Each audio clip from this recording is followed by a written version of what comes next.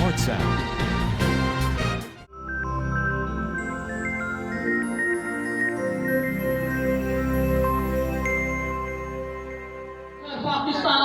पाकिस्तान शान के लिए नज़म सुनेंगे, बैन प्रिस्का के साथ क्लैपिंग करेंगे। इशफाक खोखर है, मेरा ताल्लुक new helping hand church ministry of Pakistan से है। मेरे पास्टर मुकामी पास्टर इश्तियाक मार्शल साहिब हैं।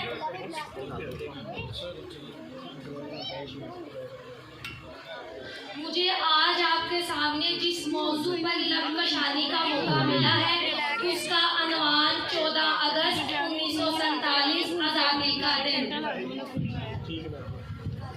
इब्तिदा है रबे जलील के बबरकत नाम से, इब्तिदा है रबे जलील के बबरकत नाम से, जो हमारी शहादत से ये सितारों का जहां कोई नहीं देगा, जमीन खोई तो तुमको अमान कोई नहीं देगा। वतन ये मिट गया तो तुम भी मिट जाओगे नादानो, वतन ये मिट गया तो तुम भी मिट जाओगे नादानो। इसी को जिंदगी समझो, इसी को जिंदगी मानो, कि पाकिस्तान से बाहर तुम्हारा कुछ नहीं यारो, कि पाकिस्तान से बाहर तुम्हारा कुछ नहीं यारो, कि पाकिस्तान से बाहर हमारा कुछ नहीं यारो। कुछ अशायर बयान करूंगी, उसी के साथ अपनी स्पीच को खत्म करूंगी, ज्यादा वक्त नहीं दूंगी। एक अशायर के बाद आपकी तालियां जरूरी है। मेरा फेवरेट अशायर है जो मैंने खुद लिखा है। औकात नहीं आंख से आंख मिलाने की, औकात नहीं किसी की आंख से आंख मिलाने की, और लोग प्रिस्का खोखर के सामने पाकिस्तान को मिटाने का नाम लेते हैं। इश्क करने वाले आशिक हैं ऐ दुश्मन, हम मौत से इश्क करने वाले आशिक हैं दुश्मन, हमसे कभी जिंदगी का सौदा मत करना। क्लैपिंग करेंगे। मिटा देंगे ये दुश्मन तेरे नामो निशान को, मिटा देंगे ये दुश्मन तेरे नामो निशान को, अगर तूने देखा मैली आंख से मेरे प्यारे पाकिस्तान को। मट्टी से मोहब्बत है जुर्म, अगर वतन की मट्टी से मोहब्बत, ये जुर्म सदा मेरे हिसाबों में रहेगा। ऐ वतन हम तुझसे मोहब्बत बेशुमार करते हैं, ऐ वतन हम तुझसे मोहब्बत बेशुमार करते हैं, ऐ वतन हम तेरी अजमत को सलाम करते हैं। अभी तक पाँव से चिमटी है जंजीरें गुलामी की, अभी तक पाँव से चिमटी है जंजीरें गुलामी की, दिन आ जाता है आज़ादी का पर आज़ादी नहीं आती। हम तो मिट जाएंगे ए अर्ज़े वतन, हम तो मिट जाएंगे ए अर्ज़े वतन, लेकिन तुम्हें जिंदा रहना है क़यामत की सहर होने तक। शहीदों की ज़मीन है जिसे पाकिस्तान कहते हैं, शहीदों की ज़मीन है जिसे पाकिस्तान कहते हैं, ये बंजर हो के भी कभी बुज़दिल पैदा नहीं करती। पाकिस्तान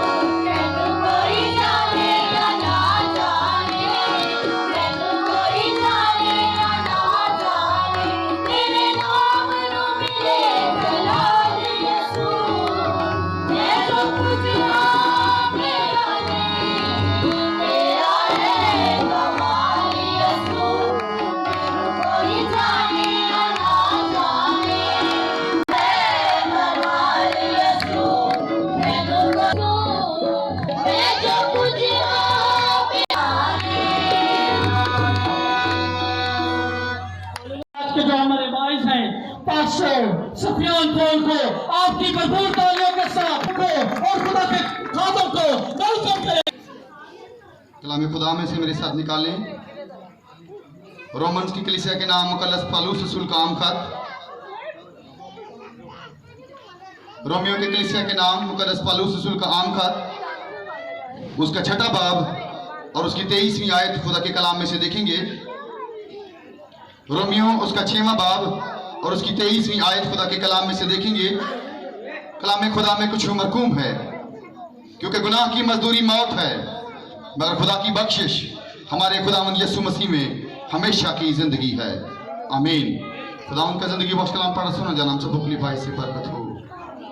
सब बैठ जाए।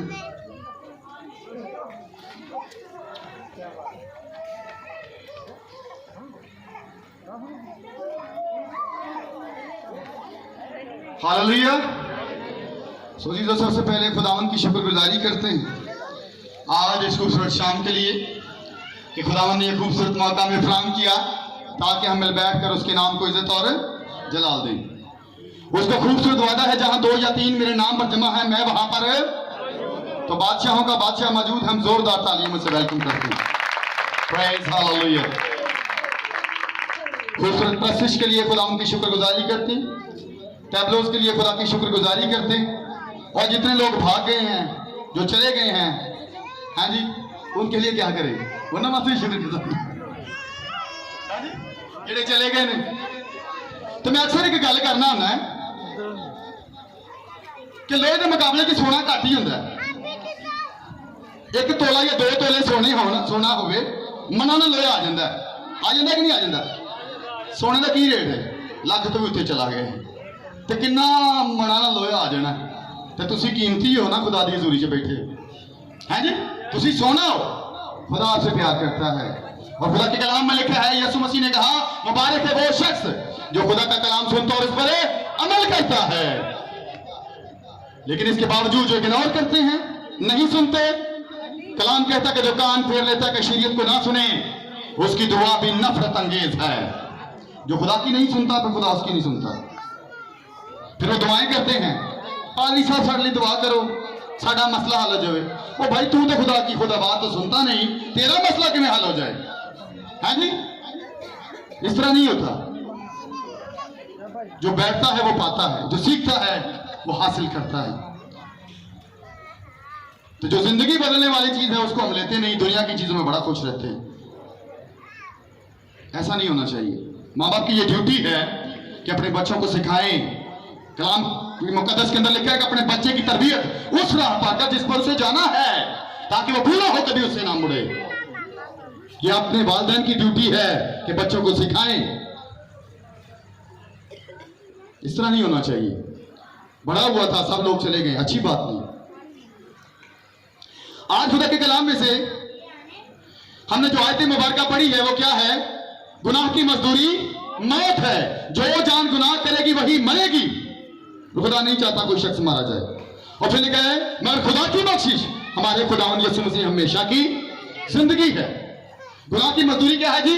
मौत है। जिस तरह लोग काम से जाते ना, काम करते हैं तो अगेंस्ट सैलरी लेंदे ने ना, इसी तरह जो बंदा गुनाह च रहेगा, बदी च रहेगा, वो अर्निंग की, वो कमाई की है मौत। उसके बदले क्या मिलेगा? मौत मिलेगी। अब हम पहले ये देखेंगे कि गुनाह आया कहां से, और फिर खुदा की बख्शिश के बारे में देखेंगे। गुनाह, बाइबल मुकद्दस गुनाह की डेफिनेशन क्या बताती है? बाइबल मुकद्दस के अंदर कोई छोटा या बड़ा गुनाह नहीं। बाइबल के मुकद्दस के अंदर, पत्रस के खात के अंदर लिखा है हर किस्म की नाराजगी जो है वो गुनाह है। हर किस्म की नाराजगी गुनाह है। और गुनाह एक फेल ही नहीं, यानी कि काम ही नहीं कि कोई बंदा शराब पी रहा है, कोई बंदा गाला कट रहा है, कोई बंदा हरामकारी कर रहा है, भी एक काम है जड़े, ये फेल ही नहीं, बल्कि एक जिंदा शख्सियत है जो शिकार करती है। बुक ऑफ जेनेसिस के अंदर, पैदाइश की किताब के अंदर क्या लिखा है? खुदावन जब काइन से मुखातिब है तो उसे क्या कहता है कि क्या तू भला करे तो क्या तू मकबूल ना होगा?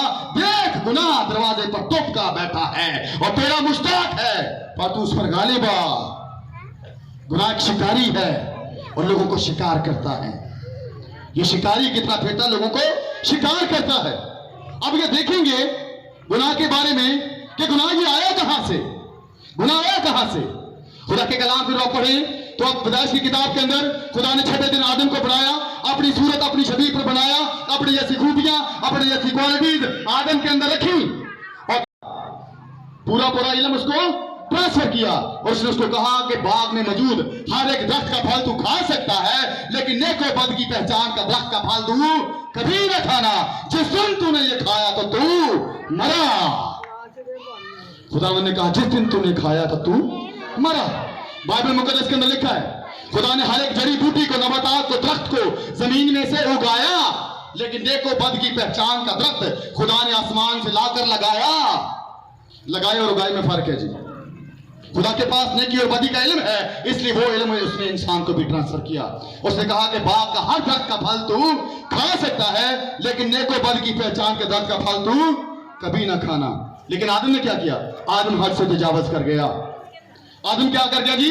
हद से तजावज कर गया। और वो हुक्म जिसको खुदा ने कहा था कि ये तूने नहीं करना, उसने वही काम कर लिया। उसने वही काम कर लिया। और जब वो कर लिया तो फिर गुनाह अंदर आ गया। गुनाह की वजह से बीमारी, परेशानी, लानत, नंगापन, शर्मिंदगी आदम के अंदर आ गई। और खुदा जब उसे मिलने के लिए आता है, वो कहता है ए आदम तू कहां है? उसने कहा खुदा ने तेरी आवाज सुनी और मैं डरा। गुनाह की वजह से डर भी आ गया। उसने कहा मैं तेरी आवाज सुनी और मैं डरा और मैं नंगा हूं। गुनाह की वजह से डर पैदा होता। अब बहुत सारे लोग कहते हैं ये काम भी तो होना ही था ना, ये सिलसिला भी तो चलना ही था ना। तो भाई ये नहीं, इसमें खुदा की मर्जी नहीं। खुदा को इल्म जरूर था कि इंसान गुनाह करेगा, लेकिन उसकी मर्जी इसमें शामिल नहीं थी। ये आज आदम की अपनी मर्जी थी, क्योंकि खुदा ने इंसान को किसमें? अपनी छवि में पैदा किया। और खुदा की सबसे बड़ी जो खूबी है भाई जी वो क्या है? आजादी। खुदा आजाद है और खुदा ने इंसान को भी आजादी और फ्रीडम का गिफ्ट दिया है। और खुदा किसी के आजाद सोच और आजाद मर्जी पर अटैक नहीं करता। अगर खुदा उसको रोकता तो इस तरह से खुदा अपनी ही खूबी का मुखालिफ होता। ये बड़ी सीखने वाली बात है। खुदा ने उसको रोका नहीं। खुदा को इल्म जरूर था कि ये करेगा, लेकिन उसने रोका नहीं। अगर खुदा उसको खुद जाके रोकता तो इस तरह से खुदा अपनी ही खूबी का मुखालिफ होता। जो लोग कहते हैं ये भी तो होना ही था, जाओ फलो फूलो जमीन को मामूर महकूम करो। खुदा ने आदम को पाकीज़गी की हालत में बरकत दी, नापाकी अंदर नहीं। खुदा उसके लिए लिखा हो ये विच गुनाह दे जमया मेरी माही। फिर अखीर जमानों में खुदा का बेटा यीशु मसीह नासरी पैदा होता है। वो इसलिए पैदा हुआ ताकि गुनाह को मिटा दे, और इब्लीस जिसको इस पर कुदरत हासिल थी उसको हमेशा के लिए नस्ो नबूद कर दे। उसके लिए लिखा है वो न खून से, न जिस्म की ख्वाहिश से, न इंसान की इरादा से, बल्कि किससे पैदा हुआ जी? खुदा से पैदा हुआ।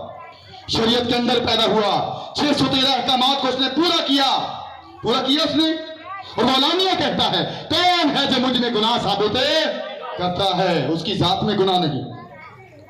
उसको यूहन्ना देखते ही कहता है यह है वो खुदा का बर्रा जो जहान का गुनाह उठा ले जाता है। उसको देखते ही कहता है यह है वो खुदा का बर्रा जो जहान का गुनाह उठा ले जाता है। यीशु मसीह गुनाह को मिटाने में दुनिया का नुमाइंदा है, क्योंकि जिसकी जात में गुनाह नहीं वही आपको गुनाहों से छुटकारा दे सकता है, वही आपको नजात दे सकता है। जिसकी जात में गुनाह नहीं वही आपको रिहाई दे सकता है। और यीशु मसीह गुनाह को मिटाने में दुनिया का नुमाइंदा है। देखिए इमरान खान वजीर आजम पाकिस्तान की नुमाइंदगी करता है। नरेंद्र मोदी जो इंडिया का वजीर आजम है वो सलामती काउंसिल अमेरिका के अंदर जाकर अपने मुल्क की नुमाइंदगी करता है। इसी तरह खुदा का बेटा यीशु मसीह नासरी जिसके तुख्म में भी गुनाह नहीं, वो इंसानियत का नुमाइंदा है, ताकि जो कोई उस पर ईमान लाए हलाक ना हो बल्कि हमेशा की जिंदगी पाए। हालेलुया। वो गुनाह को मिटाने में दुनिया का नुमाइंदा है।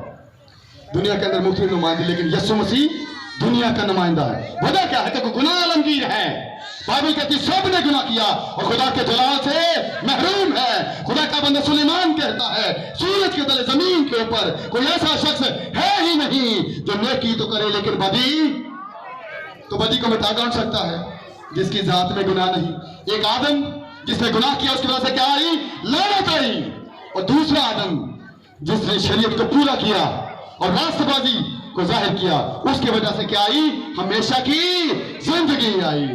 हालेलुया। और यीशु मसीह आज लोगों को गुनाहों से आजादी देता है। वो आज भी गुनाहों को माफ करता है। और यही खुशखबरी सुनाने के लिए यीशु ने मुझे भेजा। जाओ सारी खलक के सामने जाकर अंजील की मरादी करो। जो ईमान लाएगा बपतिस्मा ले वो निजात पाएगा, और जो ईमान ना लाएगा वो मुजरिम ठहराया जाएगा। यीशु मसीह ने गुनाहों को माफ किया। अब उसकी 36वीं आयत,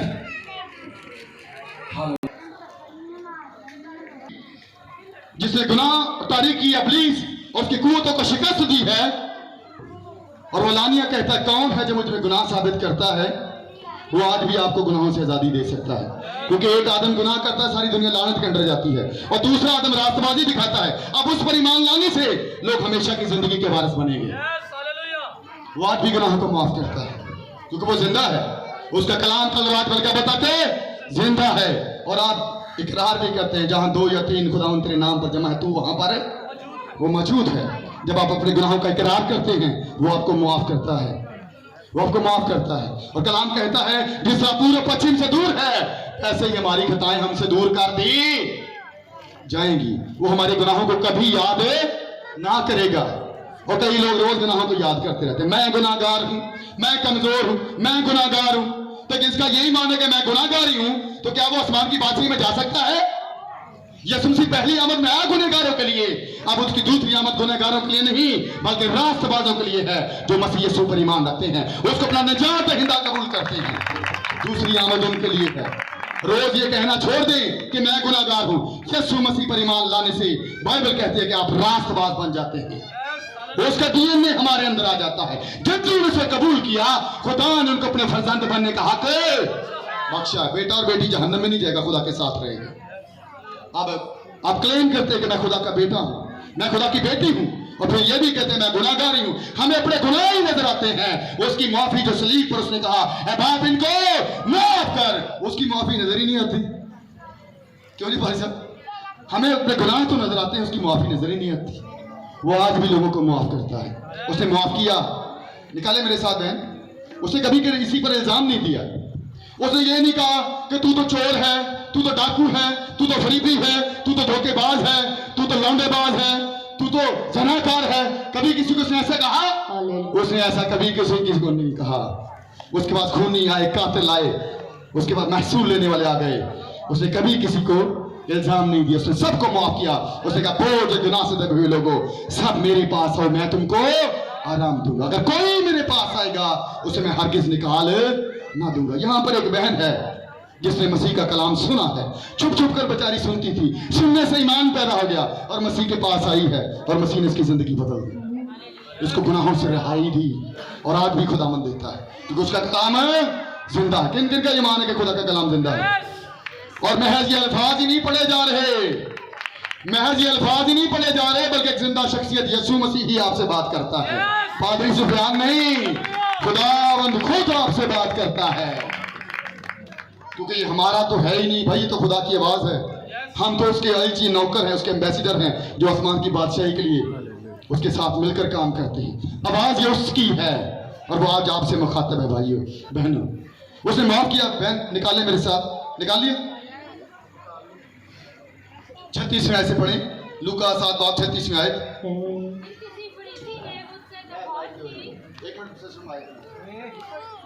तो भाई अगर कुछ सच्चे दिल से आ जाएगा वो इल्जाम नहीं देगा। वो ये नहीं कहता तू चोर है, तू तो घर में 24 घंटे लड़ाई डाली रखता है।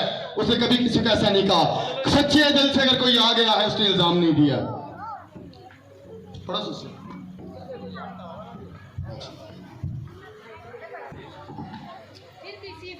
ने उससे दरख्वास्त की कि मेरे साथ खाना खा। एक फरीसी है, एक मुअल्लिम है जो यीशु मसीह की दावत करता है कि मेरे घर में आ और मेरे साथ खाना खा। मसीह का जो उसका जो पाला पड़ता था ना, जो उसके खिलाफ जो लोग थे वो भी बच्चे नहीं हुआ करते थे।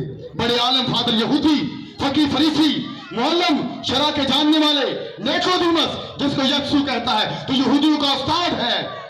मसीह यीशु का एनकाउंटर उनसे होता था। इस फरीसी ने मसीह की दावत कर दी है, उसको खाने पर बुला लिया है।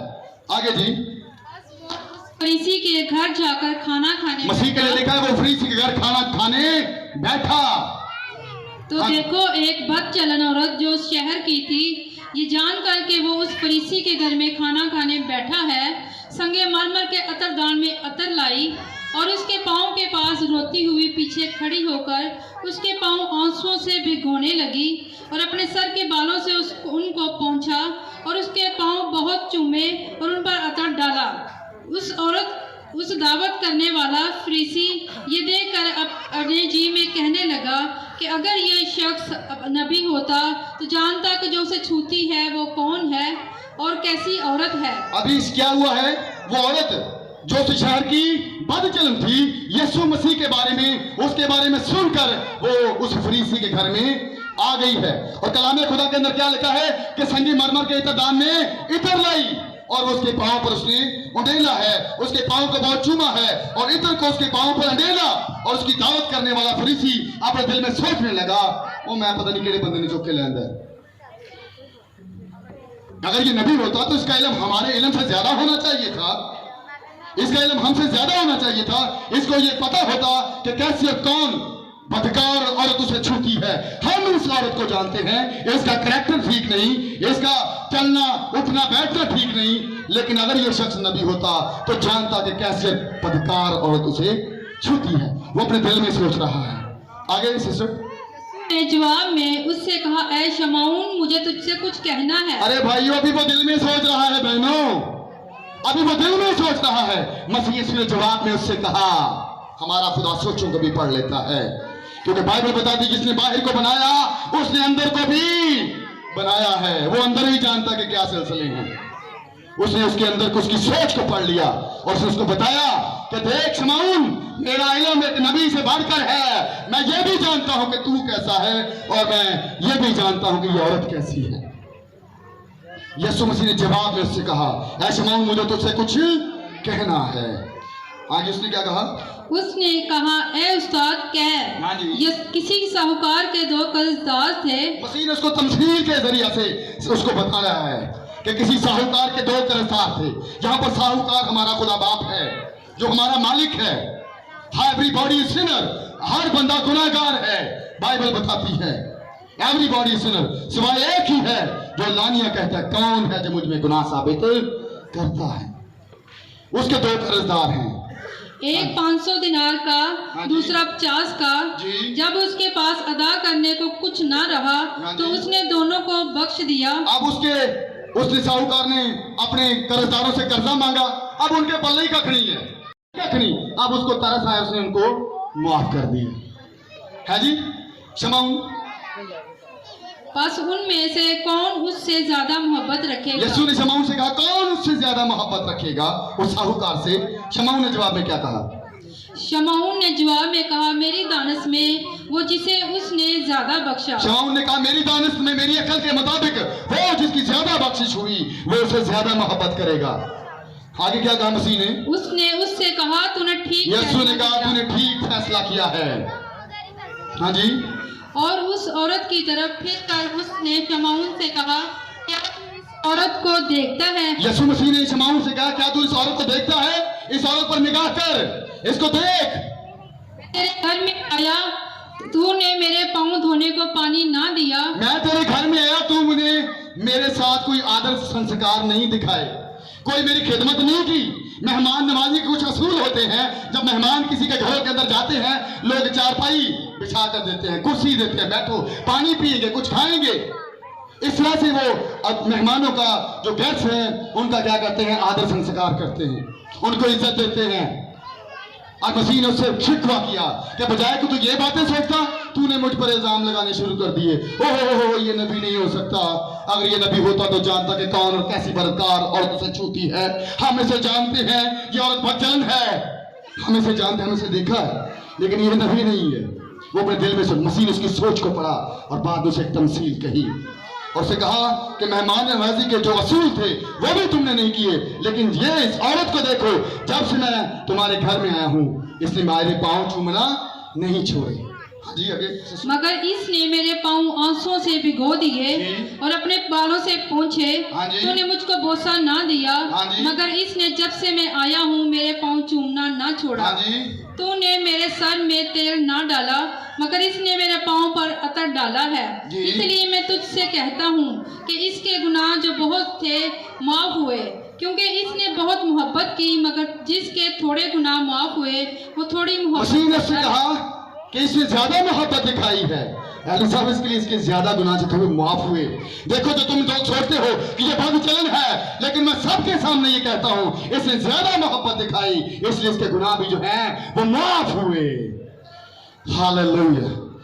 इस औरत को देखें, गुनाहों की माफी, मसीह के बारे में इसने सुना होगा, गुनाहों की माफी में इस कदर दीवानी हो गई है कि लोगों का एहसास कोई नहीं है कि उधर बड़े मर्तबे वाले लोग होंगे, बड़े रईस लोग आए होंगे, वहां पर जब शरीयत के जानने वाले मौलम फकीर लोग बैठे होंगे, उसने इस बात की परवाह नहीं की।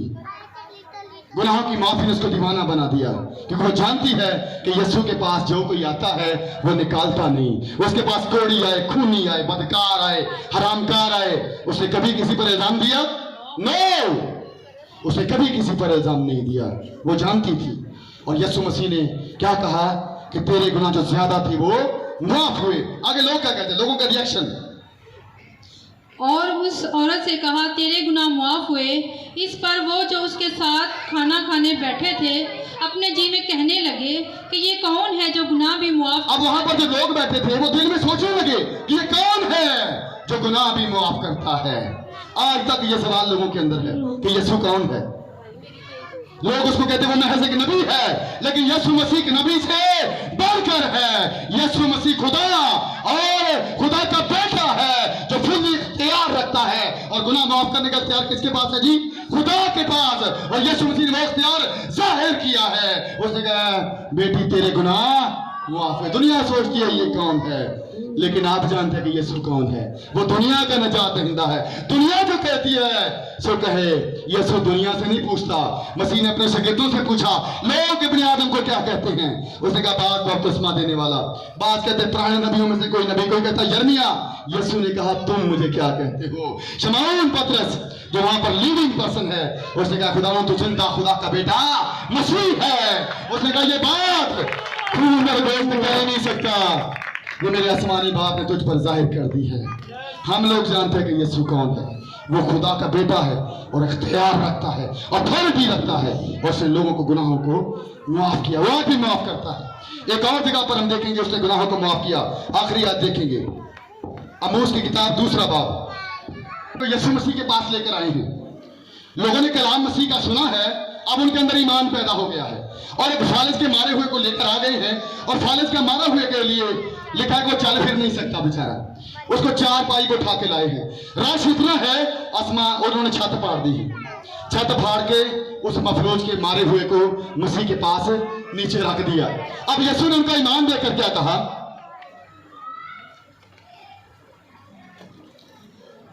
और लोग एक मफलूज को 4 आदमियों से उठाकर उसके पास लाए, मगर जब वो भीड़ के सबब से उसके नजदीक ना आ सके तो उन्होंने उस छत को जहां वो था खोल दिया और उसे उधेड़ कर उस चारपाई को जिस पर मफलूज लेटा था लटका दिया।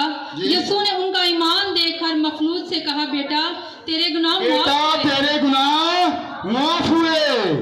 यीशु ने यहाँ पर भी गुनाहों को माफ किया। और जो गुनाह से मुबर्रा है वही आपको गुनाहों से रिहाई दे सकता है। अंधा नहीं आप आ सकते नहीं, जो सजाता है, जो देख सकता है, वही आपको मार्ग दे सकता है, वही आपको रास्ता दिखा सकता है। और उसने क्या कहा है बाप?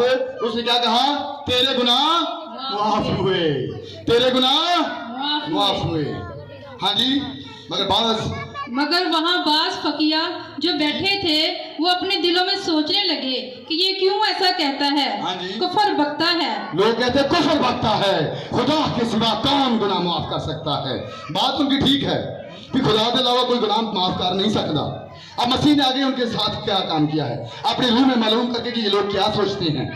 ने अपनी रूह से मालूम करके कि वो अपने दिलों में क्यों सोचते हैं, उनसे कहा तुम क्यों अपने दिलों में ये बातें सोचते हो?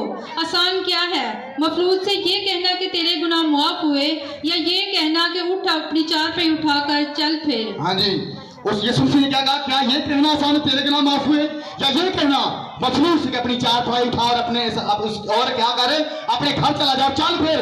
क्या कहना आसान है? यीशु मसीह ने गुनाहों को माफ किया, लोगों को पता नहीं लगा। यीशु मसीह ने वो काम कर दिया जो खुदा के सिवा कर कोई नहीं सकता। मुर्दों को जिंदा कौन करता है? फालिज के मारे को चंगियाई कौन देता है? अंधों की आंखें कौन खोलता है? लंगड़ों को कौन चलाता है? खुदा चलाता है। उसने उनके सामने वो काम कर दिया जो खुदा के सिवा कर कोई नहीं सकता, ताकि को यकीन आ जाए कि जो गुनाह जो चंगियाई दे सकता है वो गुनाह भी माफ कर सकता है। हालेलुया।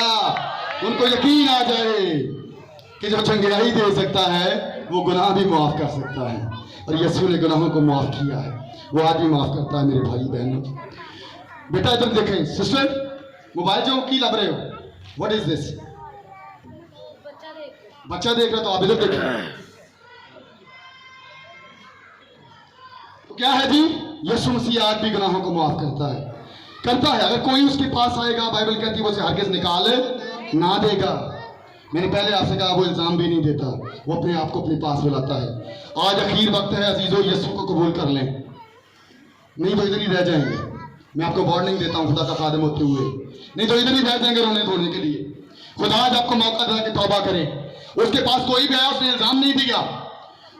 खुदा हमारी सोचों को भी पढ़ता है, सोचों को भी जानता। दिल से आ जाए वो इल्जाम नहीं देता।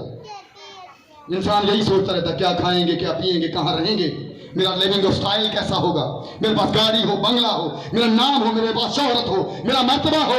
लेकिन ये चीजें साथ जाएंगी अल्लाह साहब? नहीं, ये थे ही रहनी है। खुदा का खादिम दाऊद ज़बूर 62 के अंदर कहता है, अगर माल बढ़ जाए तो उस पर दिल ना लगाओ। खुदावंद ने एक बार कहा और मैंने 2 बार सुना है। वो दानिशमंद बंदा था, 2 बार सुना उसने कि ये चीजें तो उधर ही रह जाएंगी। जिस्म के लिए सोचते हैं, रूह के बारे में भी सोचा कभी? रूह बारे सोचा कभी? जिस्म को खिलाते हैं, पिलाते हैं, अच्छा पहनाते हैं, अच्छी जगह पर रहते हैं, लेकिन अपनी रूह के बारे में भी सोचा कि ये किधर जाएगी? खुदा ने जब आदम को बनाया तो किससे बनाया था भाइयों बहनों? किधर तो बनाया जी? मट्टी से। और उसके नथनों में भाई उसने जिंदगी का नाम फूका, और वो जो जिंदगी जो निकली वो किधर से निकली भला? खुदा से। और जो चीज खुदा से निकली वो फना हो सकती है? जो चीज खुदा से निकले बहन वो फना हो सकती है? नहीं। वजह क्या है? तो खुदा एवरलास्टिंग है, खुदा हमेशा से हमेशा तक कायम है। आपकी रूह का ताल्लुक खुदा के साथ है। आपका जिस्म फना हो जाएगा, ये मट्टी के अंदर जाएगा, लेकिन आपकी रूह कहीं ना कहीं जिंदा रहेगी। 2 ही रास्ते, दरमियानी कोई नहीं। एक फिरदौस है, एक जहन्नम है। ये आपके ऊपर डिपेंड करता है कि आप किस रास्ते को चुनते हैं। अगर अच्छाई की तरफ जाएंगे तो वो रास्ता हमेशा की जिंदगी की तरफ जाता है। अगर आप अपने गुनाहों का इकरार नहीं करते और कहते कोई गल नहीं, कुछ भी नहीं होना, तो फिर अजीजों हमेशा की हलाकत उनका मुकद्दर है। और एक बात को याद रखना, खुदा नहीं जो चाहता कोई शख्स मारा जाए, हैं? वो हिजकियेल की मार्फत फरमाता, मुझे अपनी हयात की कसम, हयात कहते हैं जिंदगी को, खुदा अपनी जिंदगी की कसम खाकर कहता है क्योंकि उससे बड़ा कोई नहीं। वो कहता है किसी गुनहगार के मरने में मुझे खुशी नहीं है। आज अगर खुदा का बेटा यीशु नासरी भी आ गया और फिर भी आप निजात को नहीं ले रहे, तो जो खुद ना बचना चाहे उसे खुदा भी नहीं बचा सकता। फिर ये आपके ऊपर ही है। सो अजीजों, गुनाह की मजदूरी क्या है? मौत है। जब आप गुनाह के अंदर हैं, उसकी जो अर्निंग आएगी, उसकी जो उजरत आएगी, वो मौत है। मगर खुदा की बख्शिश हमारे खुदावंद यीशु मसीह में हमेशा की जिंदगी है। ये रास्ते दोनों ही आपके सामने हैं। या जिंदगी को कबूल करें या हलाकत के अंदर चल जाएं। हम तो आपकी मिन्नत ही करते हैं, लेकिन मैं चाहता हूँ खुदा का रूह आपको मजबूर करे। उसके पास कोड़ी आए, डाकू आए, डाकू कहता है मैं तुझ पर ईमान लाता हूँ, उसने कहा तू आज ही मेरे साथ फिरदौस में होगा। कातिल आ गए, ज़नाकार आ गए, उसने कभी इल्जाम नहीं दिया, वो आज भी नहीं देता। सो आए अजीजों, यीशु को कबूल करें ताकि हकीकी जिंदगी के वारिस हो सके। सो गॉड ब्लेस यू। खुदा मुझे और आपको इस कलाम के वसीला से बरकत दे। आमीन। रहें ताकि हमेशा की जिंदगी मिले। तो इसीलिए खुदा के बंदा ने खुदा के कलाम के जरिया हमें यह तरबियत दी है, नसीहत दी है। आए अपने सर को झुकाएंगे, दुआ मांगेंगे। Hallelujah, hallelujah. और रब्बा सुंदरोया राजी, रब्बा शफा इला राजी, कादर मुतले खुदा लश्कर के रब, ऐसे ना आसमानी बाप दिल और दिल की गहराइयों से आपकी शुक्रिया जो तेरे बंदा ने बाल के लिए पूरी दुनिया में इस्तेमाल कर, ताकि तेरा पाक कलाम दुनिया के कोने कोने तक पहुंचे और तेरे नाम को जला मिले। यीशु मसीह के नाम से आमीन। चेयरमैन आलमगीर नौकर साहब ग्रेस टीवी के, और जो रिकवरी करते हैं, जो सारे प्रोग्राम को बनाते हैं, भाई सनावर साहब ग्रेस टीवी से वो सारे प्रोग्राम को कवरिंग करें। आप यूट्यूब पे आप इसको देख सकते हैं और बड़ा अच्छा रिजल्ट जा रहा है, और सभी देखें और बड़े वसी प्रोग्राम को ये वहाँ पर टेलीकास्ट करते हैं। तो आप देखें, खुदा ने आपको बरकत दे। भाई सनावर के लिए जोर से क्लैपिंग होगी। ये बाकी प्रोग्राम इस्तेकाम पाकिस्तान के लिए था, क्योंकि हम पाकिस्तान में रहते हैं और पाकिस्तान के हम शहरी हैं, पाकिस्तान के बराबर के हिस्सेदार हैं, क्योंकि हमारे भी भाइयों ने जो फौज में थे, जो कर्नल ब्रिगेडियर सूबेदार थे, सिपाही थे, उनका भी खून इस मिट्टी में बोलता है और वो शहीदों में रहते हैं। खुदा उन्हें, उनके घरानों को आज भी बड़ी बरकत है, तसल्ली बख्शे। Hallelujah, hallelujah, hallelujah. मुझे केक भी आ गया तेरा भूजी। बैठ जाए वाले हैं जो आज भी मैं चर्च में बता रहा था। ये याद रखिए, तारीख हमें चाहे कैसे भी मस्क मिली है या जो भी उसमें तारीख में, भैया 1 मिनट ज़रा प्लीज़। मेरे हम सब के बुजुर्गों का लहू भी इस धरती के ऊपर शामिल है, और पाकिस्तान, क्योंकि ये मेरा पाकिस्तान आप साहब की और उसके नाम में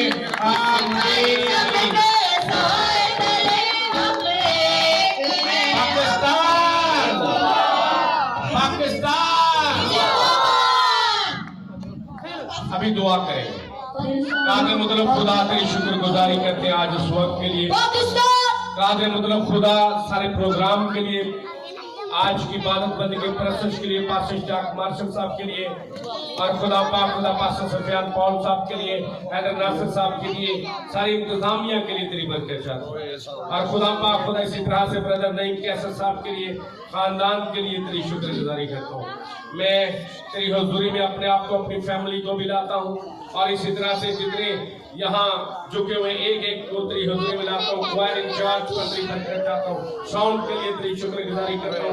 तमाम खुदा जितने भी यहाँ चर्च मेंबर्स हैं, कलीसियाएं हैं, जमातें इकट्ठी हुई हैं, सबों पर तेरी बरकत चाहते हैं। कादर मतलब खुदा तेरा पाक एक को छुए और टच करे, और हर एक की दुआएं दरखास्तों को सुन और कबूल फरमा। इसी तरह से मुल्क पाकिस्तान पर तेरी बरकत चाहते हैं। तेरे प्यारे बेटे अपने खुदावंद यीशु मसीह के वसीले से मांगते हैं। उसी ने हमें ये सिखाया, तू जो आसमान पर है, तेरा नाम पाक माना जाए, तेरी बादशाही आए, तेरी मर्जी जैसी आसमान पर पूरी होती है, जमीन पर भी हो। हमारी रोज की आज दे, और जिस तरह हमने औरों के कसूरों को माफ किया, तो भी हमारे कसूरों में माफ कर, और हमें आजमाइश में ला, बल्कि बुराई से बचा। उसकी बादशाही और कुदरत और जलाल हमेशा तेरे ही है। अब हमारे खुदावंद यीशु मसीह का फजल, खुदा बाप की मोहब्बत, रूह कुद्स की रफ़ाक़त और शराकत आपसे लेकर हमेशा तक हम सबों पर, इन झुके हुए सरों पर, पास्टर जाक मार्शल साहब पर, मुल्क पाकिस्तान, आलमगीर कलीसिया पर आपसे लेकर हमेशा तक हो। आमीन।